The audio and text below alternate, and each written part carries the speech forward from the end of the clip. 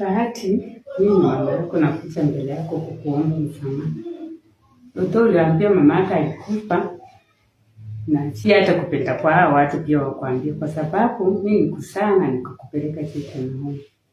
Kwa sababu yenye nikupeleka Children's Home sikuwa na uwezo. Na nikaangalia yenyewe nikienda ukaa nawe na sina vile maisha naweza kaa, naweza nikakupoteza na nitakuwa nimepoteza labda kitu ya maana. Na mpango ya Mungu huwezi jua. Mungu alikuwa amekupangia maisha yako mazuri. Sasa unaona ungepoteza hiyo maisha hatungekupata tena. Ndiposa nikakupeleka huko leo na ninakuomba msamaha. Unisamehe na ukuje unitafute. Mimi niko ready kukuomba msamaha.